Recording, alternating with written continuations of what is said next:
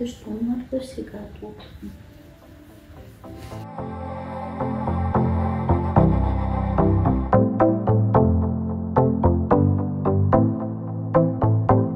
Здравейте и добре дошли в днешното видео. Днес видеото ще е малко по-статично, тъй като ще ви показвам новите си придобивки. Като първо ще започнем от книгите. Купих си тази седмица две книги нови, които и двете са на Али Хейзълвуд. Едната е Любов и неврони, другата е Любовна теория. От нейните книги съм чела досега Шах и мат и след това прочетах и Хипотеза за любов, като бих определила, че Шах и мат е малко по-добре за тинейджърската аудитория. Хипотеза за любов е по-скоро за вече пораснали хора, тъй като има така няколко еротични сцени. Много ми харесва нейния стил на писане, изключително лесно се четат, хумора е уникален. Общо взето до сега нейните книги ги чета за по 2-3 дни, без да преувеличавам, просто са толкова поглъщащи, така че затова си купих и тези двете. Ще ви държа в течение как са се получили нещата с тях. Останалите неща са дрехи и преди да преминем към тях, така искам да ви кажа какъв е моя опит с дрехите за бременни. В началото на бременността бях решила, че няма да си купувам специални дрехи за бременни, защото първо не е необходимо, второ не е необходимо да изхарчваш една торба с пари, за да си купиш специално дрехи за бременни. Но ви след първия триместър нещата започнаха да се развиват доста добре в коремчето. Първоначално ми умаляха дънките, което беше равносилно на трябва да си смениш целия гардероб, тъй като аз ходех предимно с дънки или с панталони, които са с висока талия. Както знаете, тогава започва да става доста неудобно положението. Тогава още беше топло и си закупих няколко дрехи от магазина на Waikiki в Paradise. Купих си предимно рокли, бях доста доволна, но след това дойде зимата и пак останахме с нищо. И тогава реших да си купя няколко анцуга, с които да върша из вкъщи, да ходя, да си работя, да си върша задачките и така нататък. По-голямата част от бременността прекарах с тези три анцуга. Обаче през последните месеци и седмици по-скоро започнаха и те да стават доста неудобни, тъй като корема започва от лека по лека да отива по-надолу и съответно тези анцузи седят просто като изсулени, не ми харесват. Тогава си купих този клин, с който ме виждате във всяко видео. Той е страхотен и Отойшо и беше единственият в размер L. След тези периоди отидох да си купя отново дрехи, да си потърся нещо подходящо за бременни. И отидох в Мол Paradise, тъй като той ми е най-близо, там ходя на лекар. Е най-удобно да съчетая двете дейности. Започнах да обикалям, отидох в H&M, обиколих така, не намерих. След което ги попитах имат ли дрехи за бременни, те казаха, че имат само в онлайн магазина си. След което отидах в Зара, в Бершка, в още не знам колко магазини, Манго. Единственият ми вариант за покупка се оказва, че са онлайн магазините. Обаче аз по принцип не пазарувам дрехи онлайн, освен малко преди да забременея, така бях си улучила доста добре размерите и си ги бях научила по-скоро и можех да си купя поне горни дрехи, блузи, потници, рокли и така нататък. Но панталоните винаги, на панталони, клинове, дънки, анцузи винаги трябва да ги меря, тъй като понякога са ми доста къси или пък не ми се събират пръстците, тъй като съм с пръстци на пловец.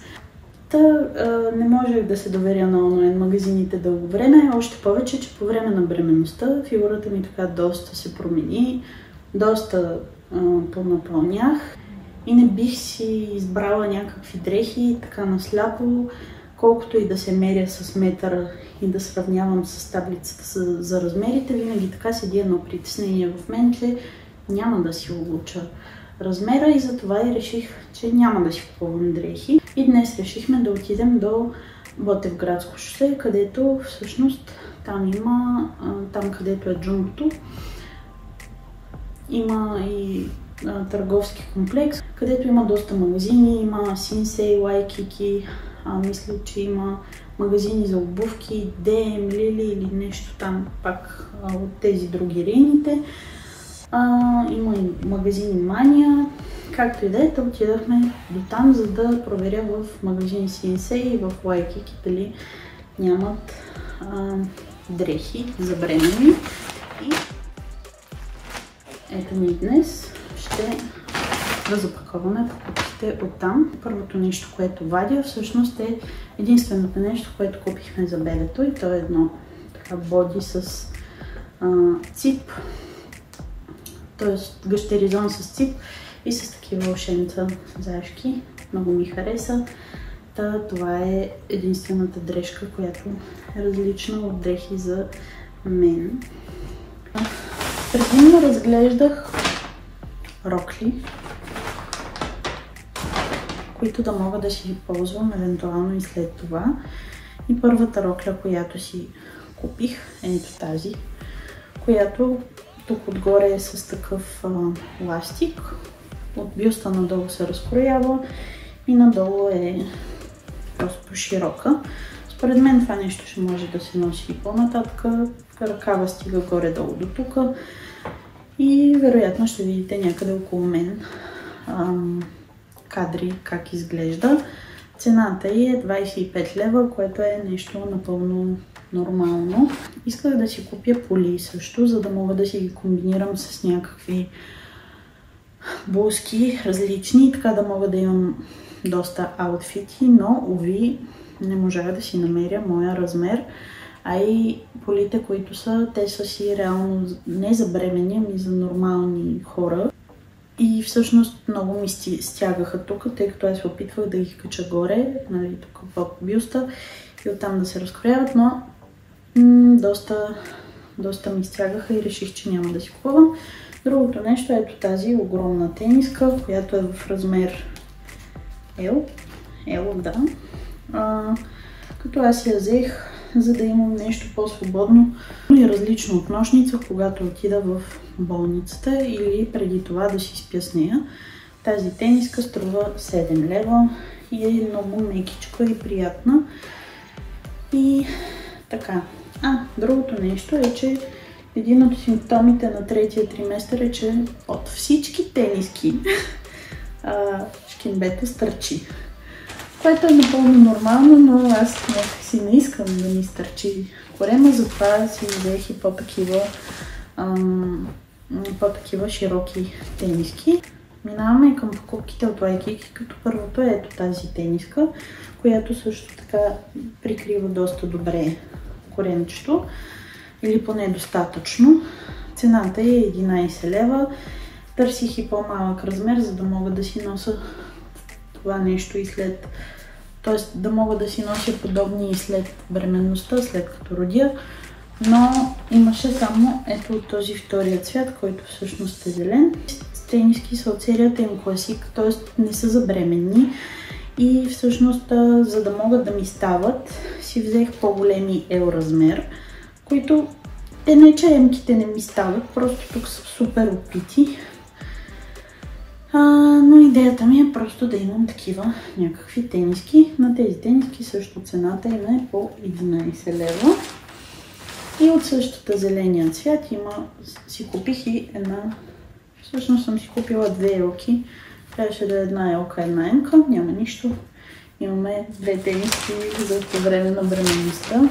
Следващото нещо са вече дрехи от самата секция за бременни. Като имаме още една рокля, която е с такъв дъмков мотив.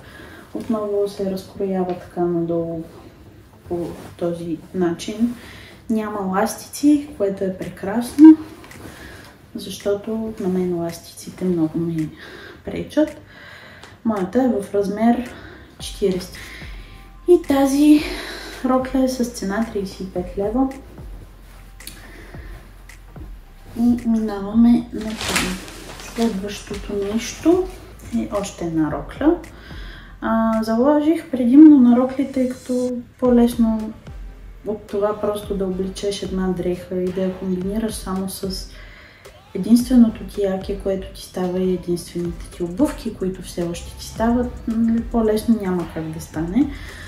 Докато другите неща трябва да ги комбинираш, пък сега цвета пасва ли си, пък добре ли е.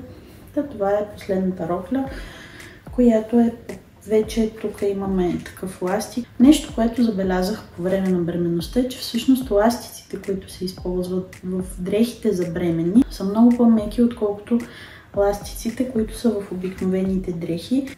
Буквално, когато започна да ми расте корема, тогава усетих най-голяма разлика, защото просто всички дрехи тук ми стягаха изключително много ме дразниха. И в момента, в който отидах пак и си купих там 2-3 рокли, пак от Waikiki, само че тогава все още Waikiki в Paradise работеше. Оттам си купих 2 рокли, такъв тип същия, само че по-дълги до към глезена, с потник нагоре. Тогава разликата просто я видях така доста значително. Ластиците са изключително мекички, не пречат и на мен много ми харесват. И това са ми покупките. Надявам се, че са ви харесали, надявам се, че съм ви била полезна. И това е от мен за днес. Надявам се, че видеото ви е харесало и ако е така, ще се радвам да го харесате и да се абонирате за канала. И ще се видим в следващото видео. Чао и до скоро!